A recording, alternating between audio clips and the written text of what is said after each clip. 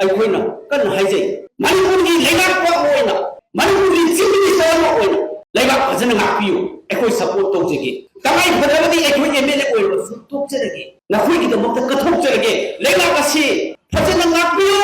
ꯃꯤꯌꯥꯝ ꯄ꯭ꯔꯖꯥꯒꯤ ꯄꯨꯟꯁꯤ ꯀꯟꯕꯤꯌꯨ ꯃꯤꯌꯥꯝ ꯄ꯭ꯔꯖꯥꯒꯤ ꯂꯝ ꯊꯨꯝ ꯉꯥꯛꯄꯤꯌꯨ ꯚꯥꯔꯠꯀꯤ ꯁꯪꯕꯤꯙꯥꯟꯅ ꯄꯤꯕꯗꯣ ꯃꯁꯤꯗꯤ ꯉꯥꯛꯇ꯭ꯔꯦ ꯃꯤꯌꯥꯝ ꯄ꯭ꯔꯖꯥꯒꯤ ꯄꯨꯟꯁꯤ ꯀꯟꯕ ꯉꯝꯗ꯭ꯔꯦ ꯑꯋꯥ ꯑꯅꯥ ꯊꯃꯣꯏꯒꯤ ꯑꯋꯥ ꯑꯅꯥ ꯀꯌꯥ ꯇꯨꯡꯒꯤ ꯃꯆꯥꯁꯤꯡꯒꯤ ꯂꯥꯏꯔꯤꯛ ꯂꯥꯏꯁꯨ ꯇꯝꯕꯒꯤ ꯑꯅꯥ ꯂꯥꯏꯌꯦꯛ ꯊꯣꯛꯂꯛꯄ ꯃꯇꯝꯗ ꯃꯆꯥꯁꯤꯡꯗꯨꯒꯤ ꯑꯗꯨꯒꯨꯝꯕ ꯑꯋꯥ ꯑꯅꯥꯁꯤꯡꯗꯣ ꯈꯟꯅ ꯅꯩꯅꯕꯒꯤ ꯑꯗꯨꯒꯨꯝꯕ ꯀꯥꯗꯨ ꯂꯩꯔꯛꯇꯕꯗꯒꯤ ꯉꯁꯤꯗꯤ ꯁꯨꯁꯥꯏꯗ ꯇꯧꯕ ꯀꯌꯥ ꯊꯣꯛꯂꯛꯑꯦ ꯉꯁꯤ ꯃꯤꯄꯨꯝ ꯈꯨꯗꯤꯡꯃꯛꯀꯤ ꯊꯃꯣꯏꯗꯒꯤ ꯑꯗꯨꯒꯨꯝꯕ ꯈꯣꯜꯂꯥꯎ ꯂꯥꯛꯏ ꯗ ꯚꯣꯏꯁ ꯑꯣꯐ ꯗ ꯄꯤꯄꯜ ꯑꯁꯤꯒꯤ ꯌꯥꯝꯅ ꯌꯥꯏꯐꯔꯕ ꯅꯨꯃꯤꯠ ꯀꯣꯟꯊꯧꯖꯝ ब्लॉक कांग्रेस कमिटीना सिलिबा जय बापू जय भीम जय संविधान कैंपेन असी कोंथौजम ACAC की हौदोकपगी प्रोग्राम असिदा दाइस्ता लेंसिन बिरिबा इकाई खुमनजरिबा हान लापिरंबा इकाई खुमनजरिबा self leader uncle O Ibobi Singh इकाई खुमनजरि अमसु थोदो हेदोकना दाइस्ता लेंसिन बिरिबा सिरी गायखंगम निंगोइना हंगचरबदा फॉर्मर डिप्यूटी चीफ मिनिस्टर अमसु CWC मेंबर गायखुमनजरी थोइदो हेंदोकना ngasiगी दाइस्ता लेंसिन बिरिबा डॉक्टर आइगे अंकल थोक्सोमैना XMP गायखुमनजरी अमदी ngasiगी थोइदो हेंदोकना दाइस्ता लेंसिन बिरिबा मपानदगी लाकपा गायखुमनजरीबा रिजवान रजाजी national coordinator Kisan Congress AICC in charge Manipur अना बहुत बहुत शुक्रिया आपको मणिपुर में आने का अना इकाई खुमना जब उच्चरी तो जो हिंदोकना आएगी ओजान नंदो इकाई सिगी केंद्र सिगी अमदी किसान अकोई स्टेट की MPCC की किसान कांग्रेस की चेयरमैन ओइबिरिबा इकाई खुमना जब उच्चरी तो जो हिंदोकना आएगी यहाँ कालेंजाओ कबुई काई खुमनजरी BCC की कोंथौजम ब्लॉक कांग्रेस कमिटी की प्रेसिडेंट ओइबिरिबा आइस्ता लेंसिन बिरिबा तै लोइना इगी याम्बा तामो जेंटा एक्स मिनिस्टर तामो विद्यापति सेंजम आई याम्बा तामो जितेन जनरल सेक्रेटरी एडमिनिस्ट्रेशन इगी नाव भूपेंद्र लोइना पंजद्रगसु थोइदो हेदोकना केंद्र सिगी मरुएबा ओजानंदो अमदी आई नाव डॉक्टर याइखोमबसु लेंसिन बिरी आइगी चानुपी के सोनिया देवीसु लेंसिनबिरी मांगदा लेंसिनबिरीबा केंद्र सिगी अहलमन लाइगुरु इमाइबेल सिंह इसेइसन ख्वाई पुनमक आइना कोकनोना खोरमजरी याम नुंगाई ngasiगी कोंथौजम केंद्रदा हौदोकजरीबा प्रोग्राम सि संविधान बचाओ राष्ट्रीय पदयात्रा हाइबसी ममांग सुमयाम थम्बिख्रे अखोइना ngasi maruina कोंथौजम केंद्र सि ngasi si हौदोकजरे हैरगा खुल्लमदगिना खुल्लमदा लीडर मयाम सिंह ब्लॉक की लीडर्स मयाम सिंह पार्टी की लीडर मयाम सिंह न चलगा ngasi भारत अमसु मणिपुर दा थेंगरी बाई खोगी प्रॉब्लम मयाम सिंह से मियाम प्रजागा नैनमिनबा अमसु खमिनबा ngasi मणिपुर दा ओइरेइबो फिबम इंडिया दा ओइरेइबो फिबम डबल इंजिन लेंगाक असिना मोदी जी दा लुचिंगबा लेंगाक असिगी मखा अमित शाह की लुचिंगबा अमसु मणिपुर दा BJP की लेंगाक असिगी मखा दा भारत अमसु मणिपुर दा अखोई की सन्नरिबा लॉ अखोई की संविधान हिंदी दा इंग्लिश दा अखोई की कॉन्स्टिट्यूशन हाइरिबा अखोई की लॉ अखोई की चन्न पथाप से मसी तपना तपना सोक्सिलकपना मरम ओइरकांदा ngasi नुंसिबा लंदम मसिगी इचिनिनाव इमाइबेल सिंह तपना तपना अवाबा फिबम दा अखोई तारकबा अखोई थेंगरी ngasiba मणिपुर दा थेंगरीबा अदुगी मतिक वारबा मणिपुर की इमा सिंगी मिलुगी पिरांग मपा ओइबा सिंगी अदिगुंबा अवा चैना खुन नुंसिरबा मसा कया काइनबगी नुंसिरबा इसिनिनाव कया नुंसिरबा इखोइगी कम्युनिटी मयाम सिदा सोक्चलैबा खुदिमक मयाम सिंगसे ngasi इखोइगी इथक्ता लैरिबा अखोइना चन्नगदबा ꯑꯗꯨꯒꯨꯝꯕ ꯁꯤꯁꯇꯦꯝ ꯑꯗꯨꯒꯨꯝꯕ ꯂꯣ ꯃꯌꯥꯝ ꯑꯗꯣ ꯃꯁꯤ ꯆꯠꯂꯛꯇꯕꯗꯒꯤ ꯂꯩꯉꯥꯛ ꯑꯁꯤꯅ ꯄꯥꯡꯊꯣꯔꯛꯇꯕꯗꯒꯤ ꯆꯠꯅꯒꯗꯕ ꯑꯗꯨꯒꯨꯝꯕ ꯁꯤꯁꯇꯦꯝ ꯑꯗꯨꯒꯨꯝꯕ ꯂꯣ ꯃꯌꯥꯝ ꯑꯗꯣ ꯃꯁꯤ ꯆꯠꯂꯛꯇꯕꯗꯒꯤ ꯂꯩꯉꯥꯛ ꯑꯁꯤꯅ ꯄꯥꯡꯊꯣꯔꯛꯇꯕꯗꯒꯤ ꯉꯁꯤꯒꯤ ꯂꯝꯗꯝ ꯑꯁꯤꯒꯤ ꯅꯨꯡꯁꯤꯖꯔꯕ ꯏꯆꯤꯟ ꯏꯅꯥꯎ ꯑꯍꯜ ꯂꯃꯟ ꯈ꯭ꯋꯥꯏ ꯑꯩꯈꯣꯏ ꯈ꯭ꯋꯥꯏ ꯈꯨꯗꯤꯡꯃꯛꯁꯤꯅ ꯑꯋꯥꯕ ꯇꯥꯔꯤꯕꯁꯤ ꯃꯁꯤꯗꯒꯤꯅꯤ ꯃꯔꯝ ꯑꯁꯤꯅ ꯑꯩꯈꯣꯏ ꯁꯪꯕꯤꯙꯥꯟ ꯀꯟꯅꯕꯒꯤ ꯑꯩꯈꯣꯏ ꯈꯣꯡꯖꯪ ꯆꯪꯁꯤꯟꯁꯤ लोइनेना संविधान को सेमिबा doctor Bhimrao Ambedkar the founding father of our constitution अदगी कोई लेगा कसी सेवक खिबदा अचौप थौदांग लौखिबा मपुंसिने कथोंपुनदा लाबा अदगी ब्रिटिश साम्राज्यगी शासननादो मनु थोंना खुंतुकोदा ngasi कोई खुदिमकी हिं खातम कोई खुदिमकी हक मयाम कोई खुदिमक अदुगुंबा डेमोक्रेटिक ओइबा लेबाक अमा चट्टीबा असे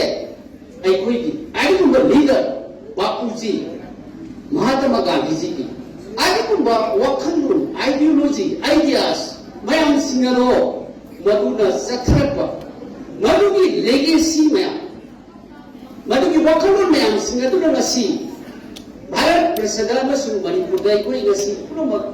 मोमोन लुकना हिंगबा ngamiba अइखोइ खुदिमक यापाम थुंबा ngamiba अइगुंबा डेमोक्रेटिक ओइबा स्टेट डेमोक्रेटिक ओइबा कंट्री असिदा ngasi तकना मिवै खरना ngasi पुरमक मांगहरपसिगिदमक्ता भारत मफम खुदिमक्ता खुदिमक्ता चलनबी पांदम ngasi कोन थामि असिगुंबा वाखलोन असिदा अइखोइ खुदिमक खुदिनबी मतम दुनाहि ngasi ri अइखोइ अदुकी मति वार प्रजा सिंह हिरम खुदिमक सोचले शेडविट लो अखोई पुनमक मंगन खरे अखोई तबजरम करबार तब तब सिगरे भारत सरकार की मशीन फिल्म दवाई स्कीम सेंटर की स्कीम कया अखोई दगी टैक्स लौखिबा अदुगो स्कीम मोइना थादरक प्रजा खुदिमक अदुगो स्कीम मयाम तब फेल होए स्कीम कया फेल होयाबा अखोई फंफम थोबा हक कया फलक्तबा मयाम सिबु करी हाइना अखोइना हाइजेगदगी हाइबदा अखोई फंगम थोपा हक मयाम राइट मयाम फंगक्तबसी भारत की लोदे इरिबा भारत की संविधान दे इरिबसे मसी खोगाउ लरइबसे तबना खोगाउ लरइबसे अखोई मसी निसिन होत्रबदी नैना होत्रबदी खना होत्रबदी अखोई सि तबना अखोई सि अवाबगी ओंगदा तादुना अखोई सि ममी शालबा अदिबा मयाम ओइरानी हौरबी लपुंगी जनरेशन मयाम the future of Manipur, the future of India. How do you know see the machine like the Muraka? Above the Sakuma, Roy Maramatuna, was it something that people may am rude and people may have say, help me, Bimukuri, Live Gishuni. Inakumaki Shuni, Loki Gishuni, Mubi Gishuni, Naha Gishuni, young Naha, youth, my am singing, no, see, Chapman of a right. मरुपु संविधान the P मयाम सिंसे तकना करमना मांगलई नसिरी Narendra Modi ji न लुसिंबा double engine लेगा मयाम अम लिखते हायगा बाकी मोई खर खबदा अंबानी अदानी दा भारत की लोद लेबदो मरु खुबाउ लरे हायगा तकना भारत की नींव खाता 1947 दगी लिखलगा भारत सरकार ना लंदन मसीगी प्रजा की लीडर कयाना लिंखलगबा अदिगुंबा कंपनी फैक्ट्री सरकारी होइबा पब्लिक अंडरटेकिंग अदिगुंबा सरकार की विभाग में आंसिंग से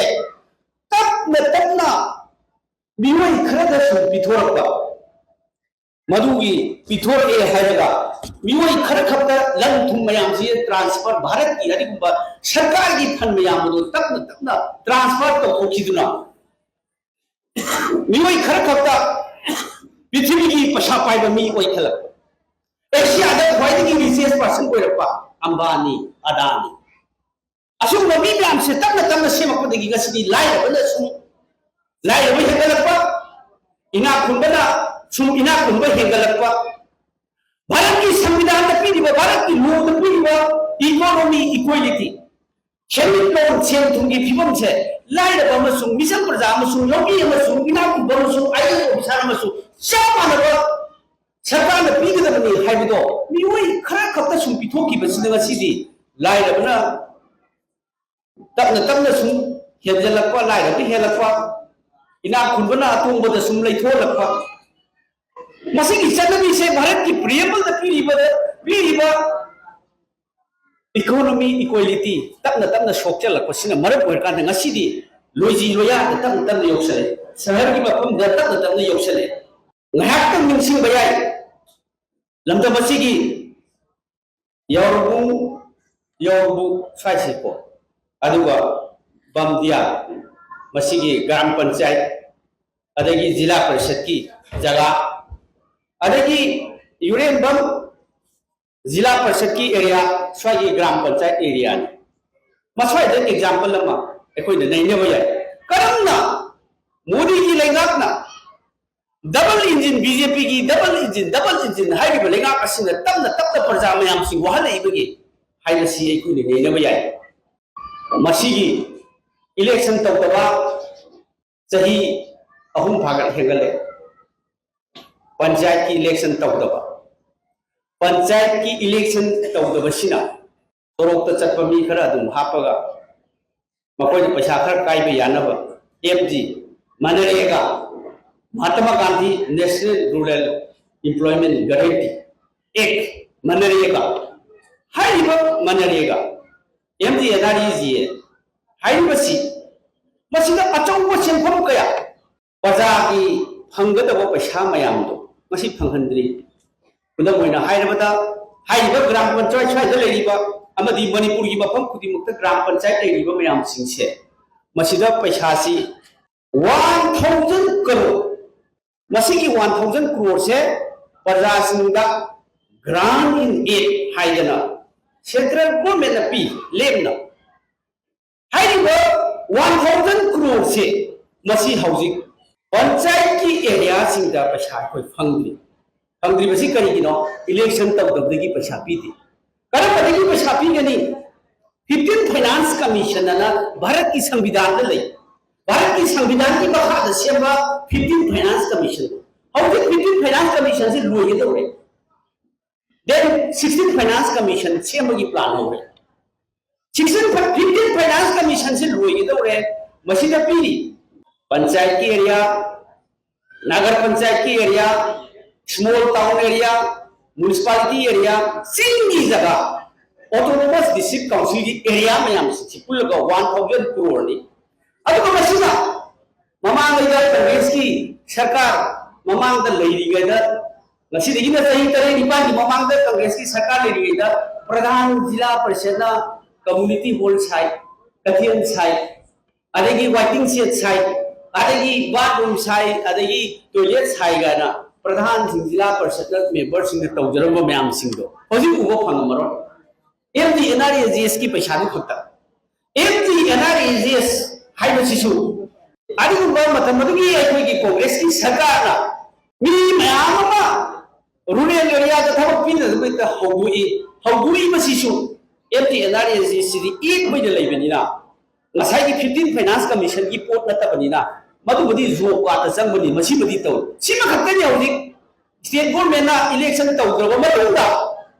एडमिनिस्ट्रेटिव कमिटी खरगा तौरिबसी मसि खत्तनि मसिसु अमु एमडी एनआरईजीएस की पैसा से मसिसु 2019 दगिना 2024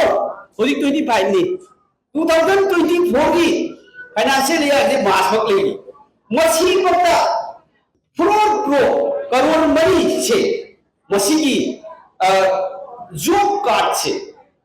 मसी हंधरई आइबदी जॉब कार्ड से मांगलई आइबदी सरकार अमदा आगा कुइरगा मी मसी हेगलई अदगी जॉब कार्ड की मसी हेगलकदबनी 2019 दगिना 2024 की मसी बकी आइकोइना हिसाब येबदा करोड़ मरी की जॉब कार्ड से मांगली थबक मांगलई अदना मसी मांगले अदगी अमु आधार की करके दुगुंबा प्रॉब्लम लेबदगी 50 लाख जॉब कार्ड अमु मांगन करे अदगी अमु आइकोइगी पार्लियामेंट हौजिक से वेजेस नोमदा लुपा चाहूगा खुंजा मरी पैसा हिंगलोरा कांग्रेस लावे हिंगते ताबी बजा नते असुगुंबा मयाम सिंसे तपना तपना सुम फेल ओइसल कम तौरे बजा की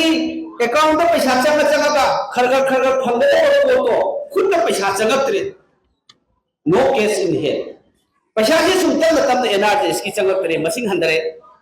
भारत की तोमान स्कीम एग्रीकल्चर की लाए प्रधानमंत्री अखोगी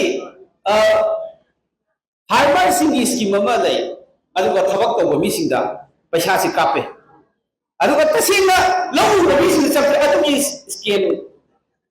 स्कैंडल मैम थोकना मी कया सीरे कानन आरटीआई थाब मी मैम कानन सी तबना प्रजा की लाइन लमीसिंदा जंग दबो पैसा मैम चंगतब से मसी अखोगी आइन सिंगर मोई मी खर खता लिसम से मखोगी अकाउंट सरकार की थबक तोगेरा मिलियनर होगेरा करोड़पति होगेरा लाखपति होगेरा मखोई सुम चंगलक लाइबसिंग के मतों सुम चंगदबो चंगत्रबनिना अखोगी हक मैम से मांगलपसे संविधान द सिंगरपनि सिनि अखोना हाइजेदिबसे लोइना मसिदि असुगुंबा मैम सिंगासी हेंगरई मसीगी लेगागसिना थाकुमाथोई हेलाबा लेगागसिना मसी अखोई पुरमकपु लांना नमदिंगी अखोइना मसी कांग्रेस पार्टी ना हाय लेगागसे आगा दिल्ली द चलगा हाय पार्लियामेंट द चलगा बुलावी पार्लियामेंट द बुलावी अदगी नेशनल की लेवल द बुलागी मणिपुर द बुलागा राहुल जी लाई खड़गे जी लाई तमाम भारत की पार्टी खुलीमक एनडीए का बीजेपी का पुंदब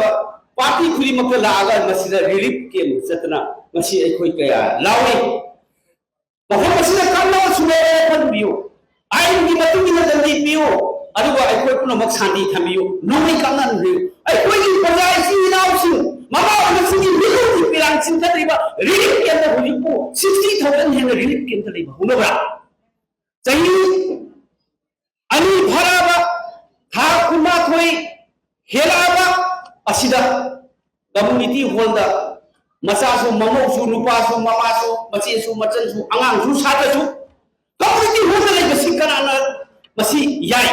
भारत के संविधान यादि अदुगु मोदी दी याय अदुगु बीजेपी दी याय भारत के संविधान यादे हायसे अखोना खन्ना हन्ना हाय मसीदी करी थोए कम्युनिटी हॉल दा लेबदुगि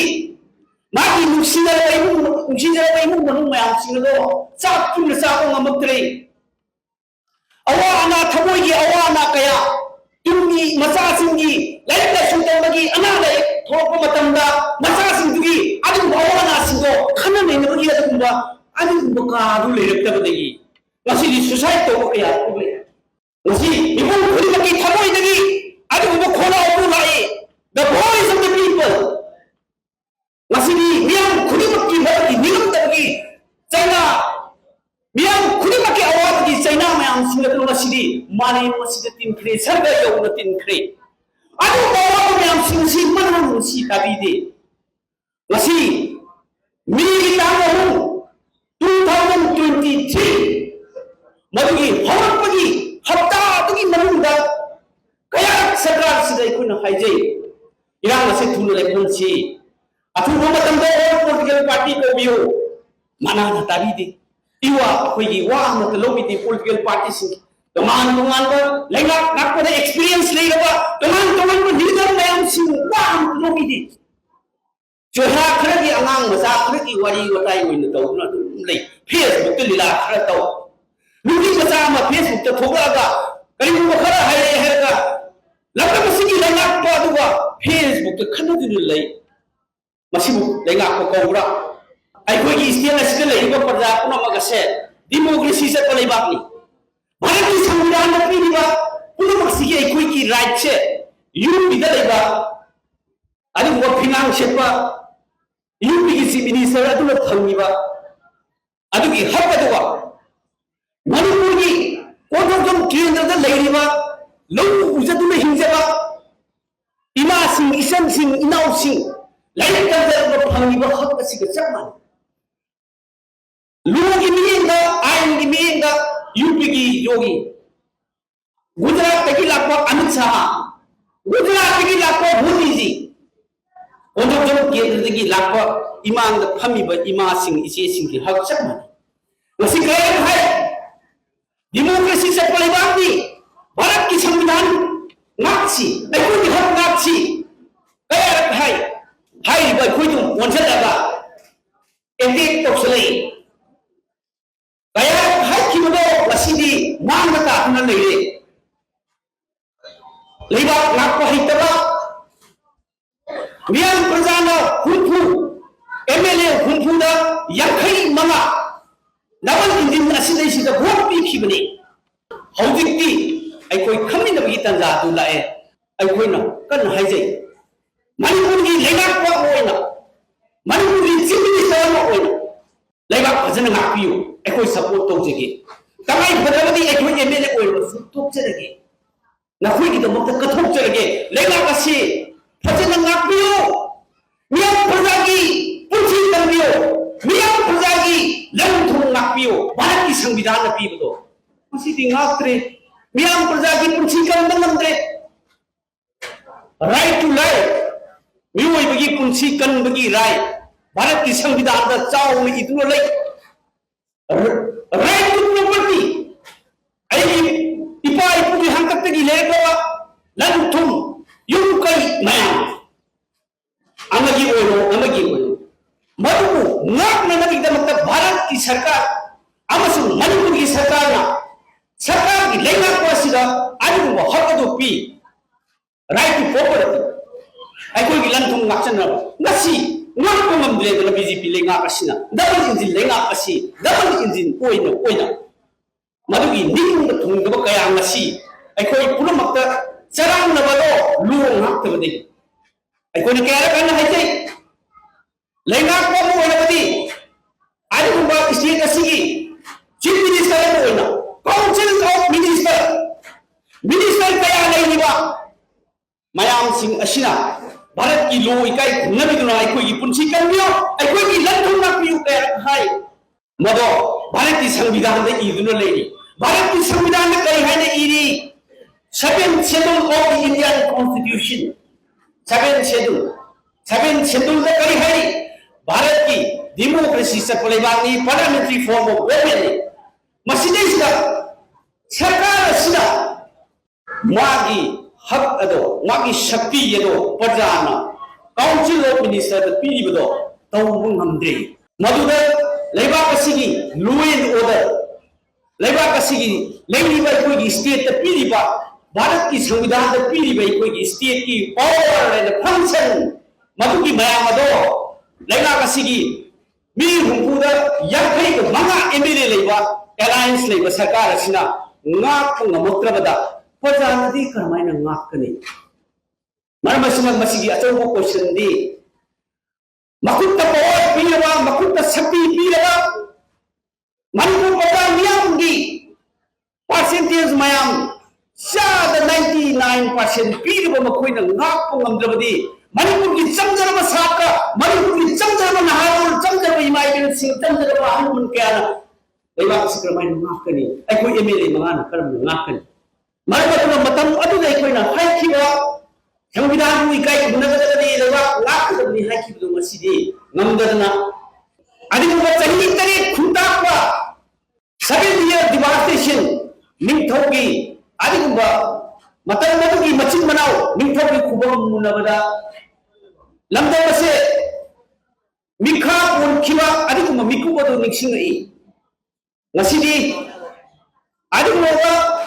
लेंगाको सिना लेंगाको हेक्टबदगी ngasidi अदिगुबा सेंट्रल गवर्नमेंट की थारकवा आईपीएस ऑफिसर खरन ngasi लेबा ngai मणिपुर दा ngasiनि अखोई की थमोइदा कारिबा अखोई की हक प्रजा की इकाई खुंदबा अदुगुबा मयाम सिंगदो तुमोइनरमगा आदिगी मफम कया आदिगी लाखो मयाम सिंग ngasidi प्रेसिडेंट रो थमदुना ऑफिसर खरन लेंगा अखोई गुबा राजनीति लंदमसिंग प्रजाना पीबा मिहुत मयाम सिंग लेंगापगी अदिगुबा बतबदो लोइखरे प्रेसिडेंट रूल नमसिदी लंदमसिंग ईसा सिंह करी ओरकनी खंदे लंदमसिंग इमा सिंह करी ओरकनी खंदे ꯂꯝꯗꯝ ꯑꯁꯤꯒꯤ ꯐ꯭ꯌꯨꯆꯔ ꯑꯣꯐ ꯗ ꯁ꯭ꯇꯦꯠ ꯂꯝꯗꯝ ꯑꯁꯤꯒꯤ ꯅꯍꯥꯔꯣꯜꯁꯤꯡ ꯀꯔꯤ ꯑꯣꯏꯒꯅꯤ ꯍꯥꯏꯕ ꯑꯩꯈꯣꯏ ꯈꯪꯕ ꯉꯝꯗꯦ ꯃꯔꯝꯗꯤ ꯑꯩꯈꯣꯏꯒꯤ ꯄ꯭ꯔꯖꯥꯒꯤ ꯑꯗꯨꯒꯨꯝꯕ ꯔꯤꯄ꯭ꯔꯖꯦꯟꯇꯦꯇꯤꯚ ꯑꯗꯨꯒꯤ ꯁꯛꯇꯤ ꯄꯤꯗ꯭ꯔꯦ ꯃꯁꯤ ꯄꯤꯗ꯭ꯔꯤꯕꯁꯦ ꯑꯗꯨꯒꯨꯝꯕ ꯐꯝ ꯃꯨꯟꯅꯕꯒꯤ ꯑꯗꯨꯒꯨꯝꯕ ꯄꯋꯥꯔ ꯍꯪꯒ꯭ꯔꯤ ꯄꯋꯥꯔ ꯇꯥꯟꯅꯕ ꯁꯛꯇꯤ ꯇꯥꯟꯅꯕ ꯃꯇꯝ ꯑꯗꯨꯒꯤ ꯆꯍꯤ 7 ꯈꯨꯟꯇꯥꯛꯄꯒꯤ ꯋꯥꯐꯝ ꯑꯗꯨ ꯅꯤꯡꯁꯤꯡꯗꯨꯅ ꯃꯅꯤꯄꯨꯔꯒꯤ ꯑꯁꯤꯒꯨꯝꯕ ꯕꯤꯖꯦꯄꯤꯒꯤ ꯂꯩꯉꯥꯛ ꯑꯁꯤꯅ ꯉꯁꯤ ꯃꯅꯤꯄꯨꯔꯒꯤ ꯄ꯭ꯔꯖꯥꯁꯤꯡꯅ ꯑꯋꯥꯕ ꯄꯤꯔꯤ ꯃꯁꯤꯒꯤ ꯑꯋꯥꯕ ꯄꯤꯕꯁꯦ ꯁꯪꯕꯤꯙꯥꯟꯕꯨ ꯏꯀꯥꯏ ꯈꯨꯝꯅꯗꯕꯅꯤ ꯃꯔꯝ ꯑꯗꯨꯅ ꯃꯁꯤ ꯏꯀꯥꯏꯕ ꯈꯨꯝꯅꯅꯕꯒꯤꯗꯃꯛ ꯁꯪꯕꯤꯙꯥꯟ ꯀꯟꯅꯅꯕꯒꯤꯗꯃꯛ ꯅꯨꯡꯁꯤꯕ ꯂꯝꯗꯝ ꯑꯁꯤꯒꯤ ꯄ꯭ꯔꯖꯥ ꯏꯆꯤꯟ ꯏꯅꯥꯎꯁꯤꯡ ꯑꯍꯜ ꯂꯃꯟ ꯉꯁꯤꯗꯤ ꯑꯩꯈꯣꯏ ꯈꯪꯃꯤꯟꯅꯗꯨꯅ ꯑꯩꯈꯣꯏ ꯂꯣ ꯂꯩꯕ ꯑꯗꯨꯒꯨꯝꯕ ꯁ꯭ꯇꯦꯠ ꯑꯃ ꯂꯝꯗꯝ ꯑꯁꯤꯒꯤ ꯇꯪꯗꯨ ꯂꯩꯇꯥꯕ ꯑꯃ ꯂꯩꯅꯅꯕꯒꯤꯗꯃꯛ ꯂꯝꯗꯝ ꯑꯁꯤꯒꯤ ꯍꯧꯔꯛꯂꯤꯕ ꯅꯍꯥꯔꯣꯜꯁꯤꯡꯒꯤ ꯊꯕꯛ ꯄꯤꯅꯅꯕꯒꯤꯗꯃꯛ ꯂꯝꯗꯝ ꯑꯁꯤꯒꯤ ꯏꯃꯥꯁꯤꯡꯒꯤ ꯏꯀꯥꯏ ꯈꯨꯝꯅꯅꯕꯒꯤꯗꯃꯛ ꯂꯝꯗꯝ ꯑꯁꯤꯒꯤ ꯅꯍꯥꯔꯣꯜꯁꯤꯡ ꯄ꯭ꯔꯖꯥ ꯃꯤꯌꯥꯝꯕꯨ ꯏꯀꯥꯏ ꯈꯨꯝꯅꯕꯒꯤꯗꯃꯛ ꯑꯩꯈꯣꯏꯅ ꯉꯁꯤ ꯁꯪꯕꯤꯙꯥꯟ ꯕꯆꯥꯎ संविधान कंजी लेबाक कंजी लुई कई कुमनसी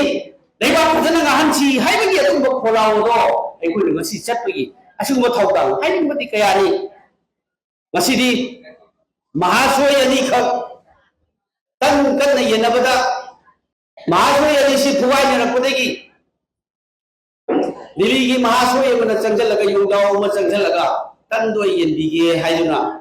हाइरपदेगी तन येनबा होरई महासोय अनि नु खनरपदेगी महासोय अनि दुदि ममिंग पंजररोय खंगमनि अदुदगी महासोय अमा अमित शाह ने थारको महासोय दुना ngasi di tan yenare nang amuki minister oyo hai adegi chawbo ko nang namu oyo hai tobo ko nang namu oyo hai yetna handra thambe hairaga Bharat की संविधान की आर्टिकल 174 क्लॉज 1 मधु हिंदू खंड नायरे हैरगा प्रेसिडेंट रोल थमखिबा महासोय तदिय दुसु फजरी महासोय अदि दु मतन चाब खंगौत्रे दिल्ली दे की थाको महासोय दु तन दु लोई पुर सखरे मरमसिना ngasi कोई खमी नदुना भारत की अदिगुबा संविधान मणिपुर दे कोई लंदन मसिगी लेनिबा प्रजासिंग अमसु इकाई खुन्नबा मिपुम खुनिमकी हक फंगनबीदमक्ता अखोई नंगौनना कांग्रेस पार्टी न हौदोकचरिबा संविधान बचाओ जाय महात्मा गांधी जी माकी वखलु शांति अदगी हिंसा खदोकना अखोई नुसिबा चानबा लंदमसी मिपुम खुनिमकी सेंथुंगी फिबम फगटनबीदमक्ता ngasi lakpiriba imaibelsi ahalamansi naharolsi ngasi manipur gi nahasi manipur gi masasi larik ki lamda haithoi singdoi bang hatani sports ki lamda haithoi singdoi bang hatani culture gi prithvi pura bagni kai kunariba adi umba manipuri jati ase asu umba mahaki rajniti gi malhambi kangu yamna मायूरी ने कोइसु आदना दब engine नमा सिदना engine नमा फजगरा बो वाही दी दबल engine मयाम से थमाई seller हेरगा दबल engine चेलबदी चापत Thorang तौरनी हाय चापत थोरंग दी line दना बसीदी double engine असिना तखाई न मियाम कया की पुंसी मांगले अदुगुम महासोय शक्ति दी लैदा अदुगु कांग्रेस पार्टी न ngasi मियाम दमुक्ता कथुई ngasi तोंगान लीडर कया कोंथोक जबगी ब्रो कांग्रेस की नौना आशा तौजब मयाम थोलै कोइ नुसिना चमिनरे हायरगा लमदम सिगी माइबल सिंह अहलमन लाइगु मयामना नहा सिंह सिमत नदबगी अदुगुम तंजा मणिपुर से चापनब सिंगापुर बिरेंजीना चीफ मिनिस्टर होइगेदा सिंगापुर हाइ बिसैग कया थादोखिबिदो ngasidi मदुगी ओना तैरबदा मणिपुर से जिरो द जथोखरे अदुना सिंगापुर दुदी कांग्रेस न सेम हौरंब ngaktadi अखोई कांग्रेस की सरकार लागा